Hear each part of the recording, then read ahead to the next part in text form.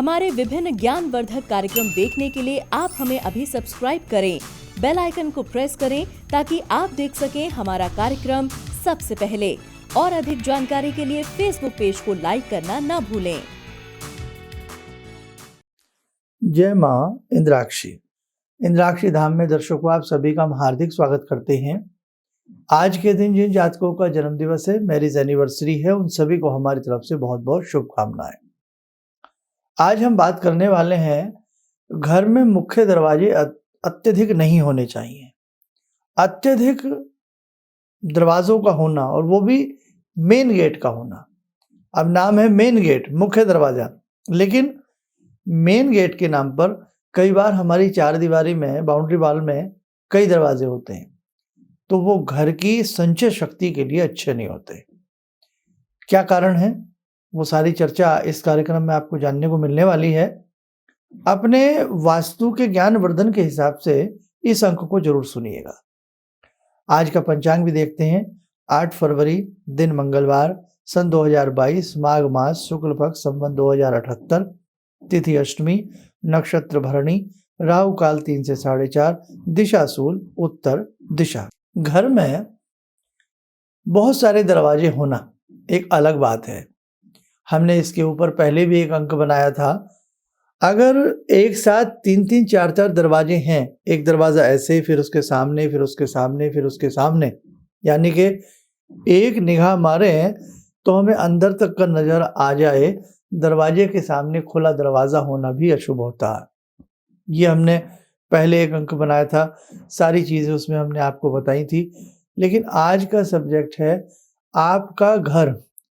हम अपने घर में, जो अब तो फ्लैट सिस्टम है वो तो बात अलग है, लेकिन अगर फ्लैट सिस्टम में भी आपकी चार दीवारी के चारों तरफ कई दरवाजे हैं, उत्तर में भी है, पूर्व में भी है और आपके पश्चिम में भी दरवाजा है, तो बहुत सारे दरवाजे चार दीवारी में अच्छे नहीं होते। अमूमन लोग 2 दरवाजे बनाते हैं, एक आपके आगे की साइड में और एक पीछे की साइड में। लेकिन ईशान्य कोण को यदि हम छोड़ दें, हम नैऋत्य कोण की बात करें, नैऋत्य कोण में और वायव्य कोण में अगर दरवाजा बना है और ठीक पीछे अग्नि कोण में दरवाजा बना है, तो ये वास्तु के लिहाज से अच्छा नहीं होगा। वहां रहने वाले लोगों के मनोमस्तिष्क के ऊपर एक प्रेशर सा बना रहेगा, एक बेचैनी सी बनी रहेगी और कहीं ना कहीं शुभता वाली स्थिति उस घर में नहीं आएगी। वो बात अलग है कि हमारे ग्रह ही इतने अच्छे हैं, हम कुछ ना कुछ समय पे कुछ विशेष उपाय कर लेते हैं तो भले उसका फर्क न पड़े, लेकिन घर के वायव्य कोण में अगर दरवाजा होगा और उसके ठीक पीछे आग्नेय कोण में दरवाजा होगा, तो ध्यान रखना, हम वो जमीन खरीद लेंगे, यानी कि वो फ्लैट खरीद लेंगे या वो भवन बना लेंगे, लेकिन उसमें रहने का अवसर बहुत कम मिलेगा। आप प्रैक्टिकली देखना। और नैऋत्य कोण का दरवाजा और इसी प्रकार से ईशान कोण का दरवाजा अगर होगा, तो कहीं ना कहीं उस घर में कुछ न कुछ संकट, छुटपुट घटनाएं, तनाव, ऐसी चीजें उस घर में बनी रहेंगी। तो इसलिए ध्यान रखें, जब भी आप अपना प्लॉट लेकर के भवन बनाते हैं या ऐसी किसी बिल्डिंग में आप जाकर के रहते हैं जो बहुत सारे माले वाला सिस्टम बना हुआ है कि भाई 2 मंजिला, 4 मंजिला, 10 मंजिला, तो उसकी जहां आप उसको खरीद रहे हैं, उसकी जो मेन एंट्रेंस है, उसके बाउंड्री वाल के चारों तरफ देख लें कि कितने दरवाजे हैं और वो दरवाजे कोनों में तो नहीं आते, कोण में तो नहीं आते, नैऋत्य कोण में तो नहीं आते, वायव्य कोण में तो नहीं आते और आग्नेय कोण में नहीं आते, जो मैंने अभी कुछ बातें बताई हैं।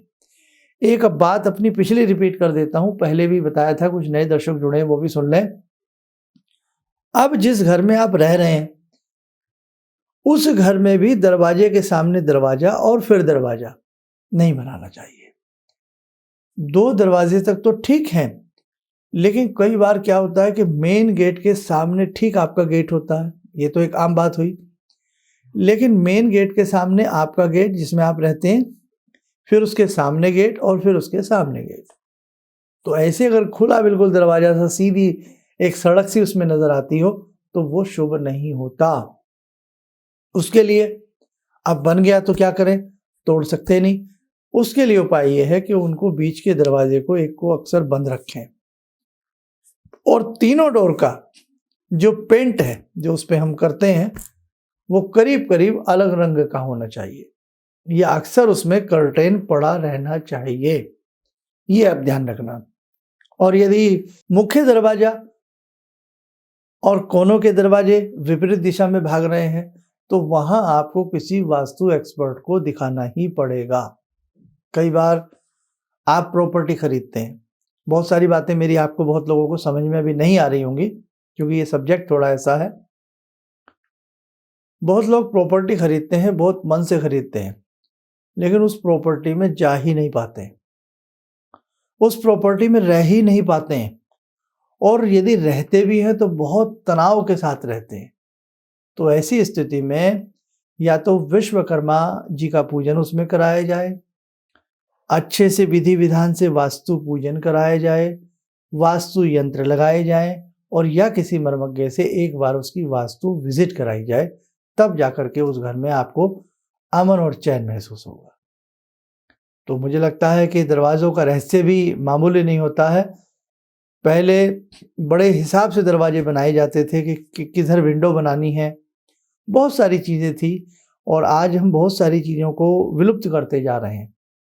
पहले बड़ी बड़ी राजाओं की नगरियाँ बनती थी, दुर्ग बनते थे, किले बनते थे, तो कहीं ना कहीं वास्तुशिल्प के नमूने उसमें देखने को मिलते थे।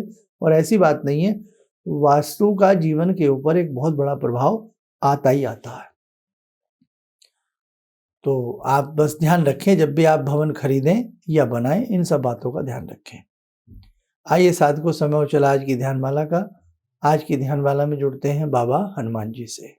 ओम अतुलित बलधामं हेमशैलावदेयं धनुजवन कृशानु ज्ञानिनामग्रगण्यं सकलगुणनिधानं वानराणामधीशं रघुपतिप्रियभक्तं वातजातं नमामि। मनोजवं मारुततुल्यवेगं जितेन्द्रियं बुद्धिमतां वरिष्ठं वातात्मजं वानरयूथमुख्यं श्रीरामदूतं शरणं प्रपद्ये। श्रीरामदूतं शरणं प्रपद्ये।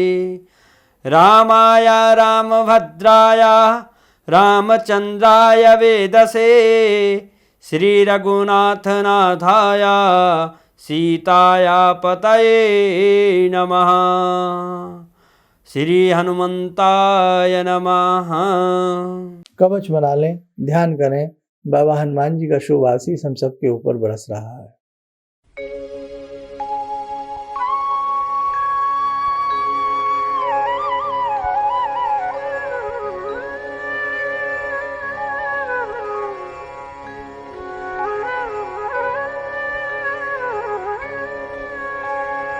ओम बोलते हुए नेत्र खोलें, सामान्य हो जाएं। जिन जिन साधकों की वैदिक पत्रिकाएं संस्थान में आई हुई हैं, या रुद्राक्ष हैं, या जो भी चीज़ें हैं, वो शीघ्र से शीघ्र हम सबका भेजने का प्रयास कर रहे हैं। और हमारे नए दर्शक हैं जो बहुत दूर रहते हैं, आउट ऑफ इंडिया रहते हैं, कहीं भी रहते हैं, आपकी कोई किस समस्या है और उसके लिए यदि आप हमसे परामर्श चाहते हैं तो टेलीफोनिक अपॉइंटमेंट के माध्यम से आप लोग जुड़ सकते हैं।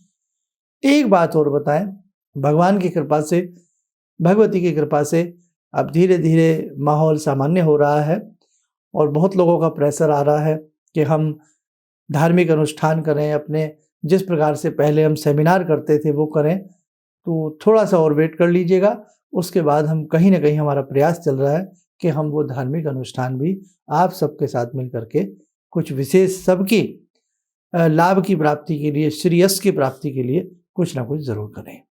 आप स्वस्थ रहें, सुखी रहें, इन्हीं शुभकामनाओं के साथ हम अपनी वाणी को विराम देते हैं। जय माँ इंद्राक्षी। जिंदगी के इस प्रवाह में तमाम लोग डिप्रेशन के इस हालात से गुजर रहे हैं। सफलता असफलता अपनी जगह की बात है, लेकिन पता नहीं कितने सारे लोगों को इन्होंने डिप्रेशन से उबारा है। नया मोटिवेशन दिया है काम का। इनका जो एक अनुभव था कि एक मेरी बातें इनसे लगातार कभी कभार हो जाया करती हैं। एक दिन मेरी बात हो रही थी, अचानक इन्होंने प्रश्न किया कि क्या आपके यहाँ कौवे आ रहे हैं। मैं बहुत तेज चौंका। करीब 4-5 दिनों से कौवों का झुंड मेरे घर पे मंडरा था। तो मैं यही सोचने परेशान था, ये शुभ है अशुभ है, क्या चीज़ है। तो मैंने प्रश्न किया कि क्या मैंने आपको बताया कि मेरे घर में कौवे आ रहे हैं। कहने नहीं, मुझको दिखाई पड़ रहा है। तो कुछ तो अलौकिक है इनमें। दूसरा क्या, जो इनका उद्देश्य है, जब महाकुंभ में आए थे, मेरी इनसे वार्ता हुई तो मैंने इनका उद्देश्य जानना चाहा कि किस उद्देश्य के लिए आप काम कर रहे हैं। तो जो उद्देश्य उन्होंने मुझको बताया, मैं मन से इनके उद्देश्य के साथ जुड़ गया। इनके साथ तो जुड़ा था ही, अब इनके उद्देश्य के साथ भी हूँ मैं। किसी भी समस्या के समाधान के लिए मिले प्रसिद्ध हस्तरेखा एवं वास्तु विशेषज्ञ प्रोफेसर धर्मेंद्र शर्मा जी से। नोट: शिविर में भाग लेने हेतु एवं व्यक्तिगत रूप से मिलने के लिए कॉल करने का समय सुबह 10 बजे से शाम 6 बजे तक। हमारे विभिन्न ज्ञानवर्धक कार्यक्रम देखने के लिए आप हमें अभी सब्सक्राइब करें, बेल आइकन को प्रेस करें ताकि आप देख सकें हमारा कार्यक्रम सबसे पहले। और अधिक जानकारी के लिए फेसबुक पेज को लाइक करना न भूलें।